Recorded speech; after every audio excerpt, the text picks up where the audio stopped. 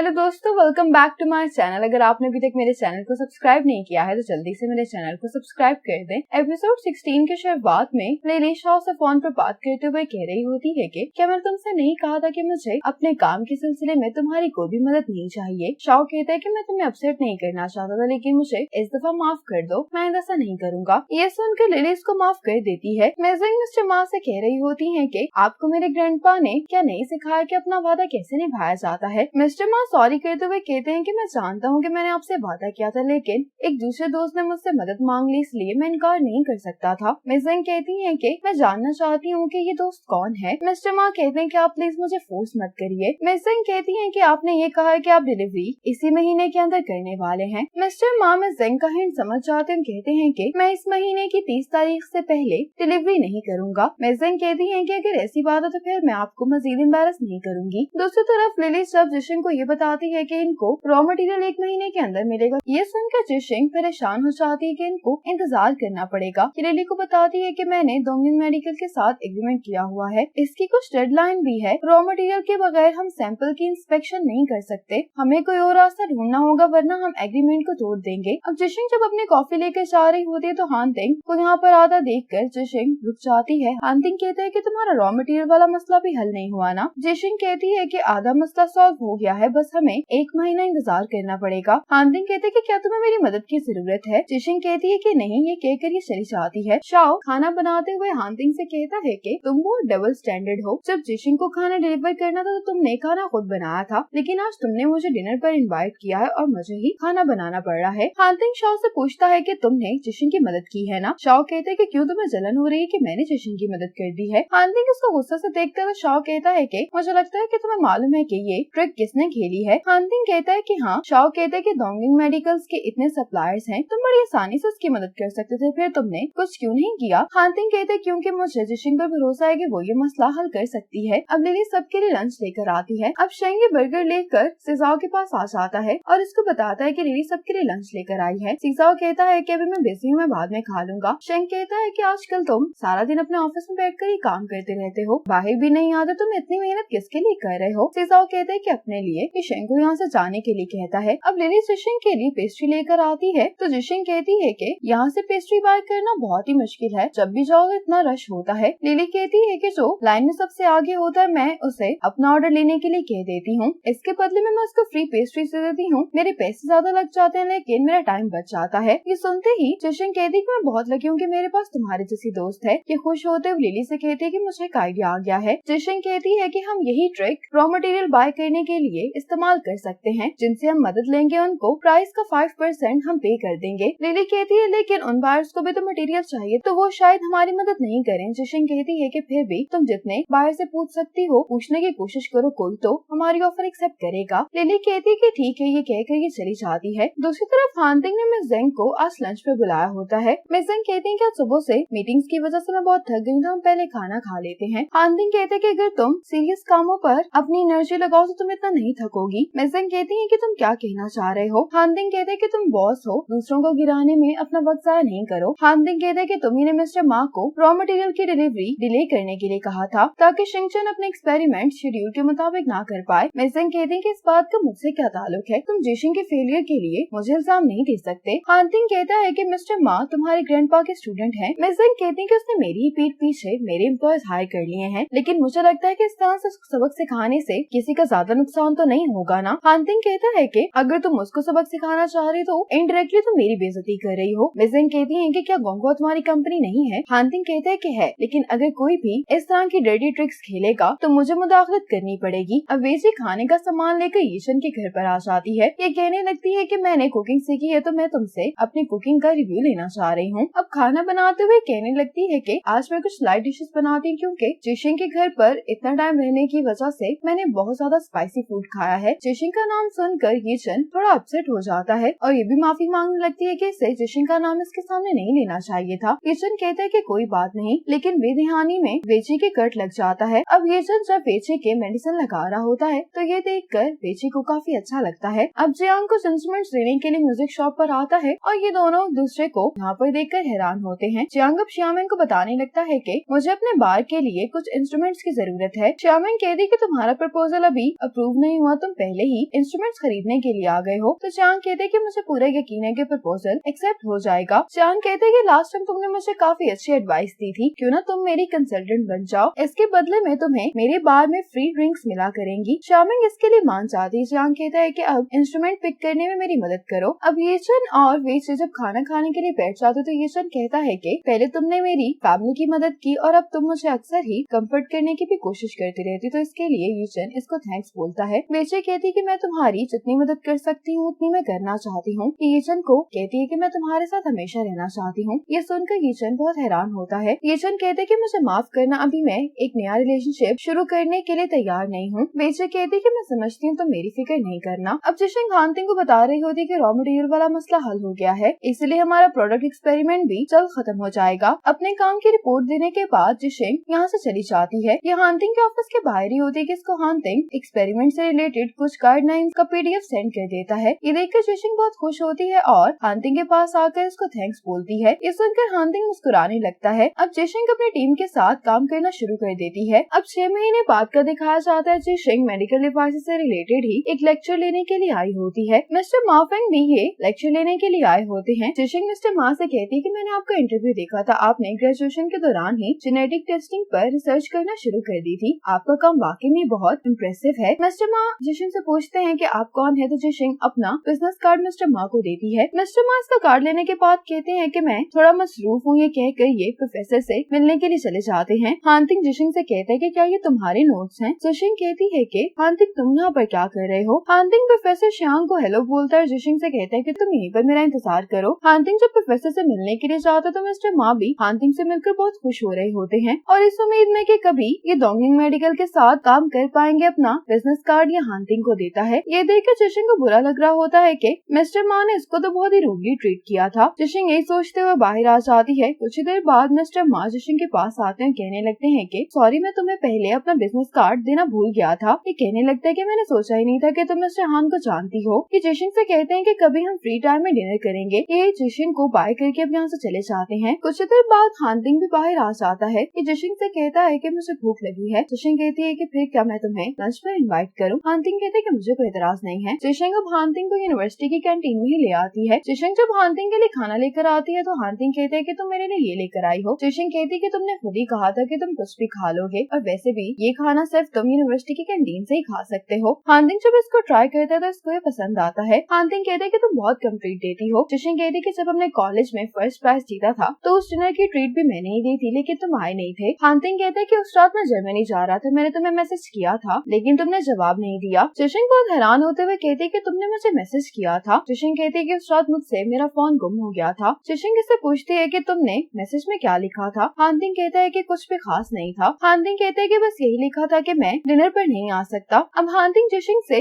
इसके काम के बारे में पूछता है तो जिशिंग इसको अपने काम की रिपोर्ट देने लगती है। हानतिंग कहता है कि तुम बहुत कॉन्फिडेंट दिखाई दे रही हो कि तुम कल की इंस्पेक्शन पास कर लोगी। जिशिंग कहती है कि हाँ, क्योंकि अगर ऐसा ना हुआ तो फिर मैं एग्रीमेंट तोड़ दूंगी। अब जिशिंग को जीजाओ की कॉल आती है। जीजाओ उसको बताता है कि सो जब प्रिंटर को ऑपरेट कर रहा था तो उससे वो खराब हो गया है। ये सुनकर जिशिंग परेशान हो जाती है। जीजाओ से कहती है कि तुम कंपनी को मेंटेनेंस के लिए कॉल करो, मैं भी पहुंच रही हूँ। यहाँ से जाते हुए हानतिंग जिशिंग से पूछता है कि तुमने सोचा है कि तुम क्या करने वाली हो? जिशिंग कहती है कि प्रिंटर का मसला जब हल हो जाएगा तो प्रिंटिंग में सिर्फ 40 मिनट का ही वक्त लगेगा, तुम फिक्र नहीं करो, इंस्पेक्शन डिले नहीं होगी। हानतिंग जिशिंग से कहते हैं कि तुम्हारी कंपनी की मैनेजमेंट इतनी अच्छी नहीं है, लेकिन अब चूँकि तुम चीजें सीख रही हो तुम्हें उन्हें अपनी कंपनी में अप्लाई भी करना चाहिए। जिशिंग कहती है कि मैं तुम्हारा पॉइंट समझ रही हूँ। हानतिंग इससे पूछता है कि जिसने प्रिंटर खराब किया है तुम उस एम्प्लॉय के साथ कैसे डील करोगी? जिशिंग कहती है कि अगर तुम मेरी जगह पर होते तो तुम क्या करते? हानतिंग कहता है कि मैं उसको काम से निकाल देता। जिशिंग कहती है कि ये कुछ ज्यादा नहीं है, जाओ एक टैलेंटेड एम्प्लॉय है, अगर मैं उसको यूँ काम से निकाल दूंगी तो बाकी एम्प्लॉय क्या सोचेंगे? क्या वो ये सब देखकर डिस्करेज नहीं हो जाएंगे? हानतिंग कहते हैं कि फिर तुम्हें उसके काम का बोनस दूसरे एम्प्लॉयज को दे देना चाहिए। जिशिंग कहती है कि इस मसले को सॉल्व करने के लिए कोई बेहतर सोल्यूशन मुझे मिल जाएगा। हानतिंग कहते हैं कि क्या तुमने सोचा है कि अगर तुम सब कुछ शेड्यूल के मुताबिक पूरा नहीं कर पाई तो एग्रीमेंट टूटने के बाद तुम क्या करोगी? जिशिंग कहती है कि सब कुछ शेड्यूल के मुताबिक होगा और एग्रीमेंट नहीं टूटेगा। अब हानतिंग जब जिशिंग को कंपनी ड्रॉप करता है तो हानतिंग जिशिंग को जाते हुए देख रहा होता है। तेंगसुंग कहते हैं कि मिस जिशिंग काफी परेशान दिखाई दे रही हैं। हानतिंग गुस्से में तेंगसुंग से कहता है कि तुम चाहकर फिर उसको कंफर्ट क्यों नहीं कर लेते? अब जिशिंग आकर इनसे मेंटेनेंस के बारे में पूछती है तो जीजाओ कहता है कि मैंने कंपनी को कॉल की थी लेकिन लेकिन उनके सभी वर्कर्स बहुत बिजी हैं, वो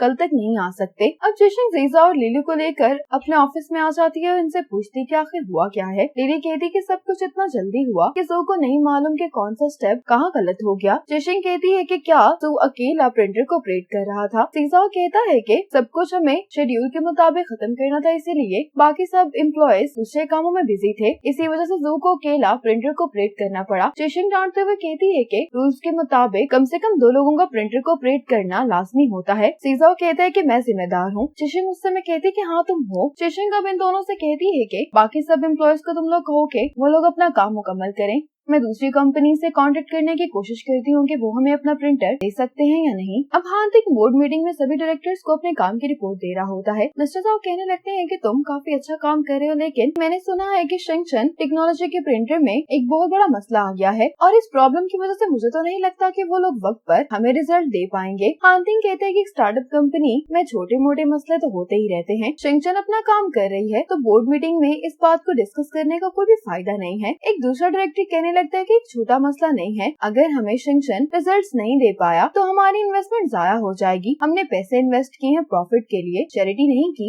मिस्टर साओ कहते हैं कि हम लिस्टेड कंपनी है, हैनहाई टेक्नोलॉजी की प्रोग्रेस हमसे कहीं ज्यादा बेहतर है, लेकिन हमारी कंपनी की पुअर मैनेजमेंट की वजह से इंस्पेक्शन में देर हो जाएगी। अगर ऐसा हुआ तो मुझे डर है कि हमारे स्टॉक्स की कीमत गिर जाएगी। हार्दिक सभी डायरेक्टर से कहता है कि फिक्र नहीं करें, सब कुछ शेड्यूल के मुताबिक होगा। मिस्टर साओ कहते हैं कि मैं जिशिंग की काबिलियत पर शक नहीं कर रहा, लेकिन वो टेक्निकल लड़की है और मैनेजमेंट भी साथ करने की कोशिश कर रही है। हानियन कहते हैं कि मिस्टर जाओ के कहने का मतलब है कि हमें शेंगशन में एक प्रोफेशनल मैनेजर भेज देना चाहिए। मिस्टर साओ कहते हैं कि हाँ तुम मेरा पॉइंट समझ गई हो। हार्दिक कहता है कि मैंने कहा है ना कि जो भी नतीजा आएगा उसका जिम्मेदार मैं हूँगा, लेकिन ये बहुत गुस्से में कहते हैं कि शेंगशन को किसी भी बाहर के मैनेजर की जरूरत नहीं है। हानियन कहती है कि हम तो सजेशन दे रहे थे, इंचार्ज तो तुम ही हो, फैसला तुम्हारा होगा। ये डायरेक्टर्स मीटिंग से जाते हुए बात कर रहे होते हैं कि हमें हार्दिक के बारे में चेयरमैन से बात करनी पड़ेगी। ये सुनकर हानियन बहुत खुश दिखाई दे रही होती है। अब जिशिंग और लिली डिफरेंट कंपनीज को कांटेक्ट कर रही होती है, लेकिन इन्हें कहीं से भी कोई प्रिंटर नहीं मिल रहा होता। अब लिली बाहर आकर सभी एम्प्लॉयज को यही बता रही होती है कि ये लोग प्रिंटर बोरो करने में नाकाम हो गए हैं। इसके साथ ही जिशिंग यहाँ पर आकर सबको बताती है कि नई टेक्नोलॉजी के मिस्टर जेंग अपना प्रिंटर हमें देने के लिए तैयार हो गए हैं। इस काम के लिए फौरन लिली और सीसा चले जाते हैं। अब जिशिंग शिया और सू के साथ लैब आ जाती है ये चेक करने के लिए कि आखिर इनके प्रिंटर में मसला क्या है। सू अपनी गलती की वजह से गिल्ट में होता है तो जिशिंग इसको कहती है कि क्या तुम्हें खुद पर भरोसा नहीं है। तो सू कहता है कि अगर मैंने फिर से कोई गड़बड़ कर दी तो। जिशिंग कहती है कि तुम फिक्र नहीं करो, मैं यहीं पर हूँ। इसी मोमेंट पर एपिसोड 16 खत्म हो जाती है।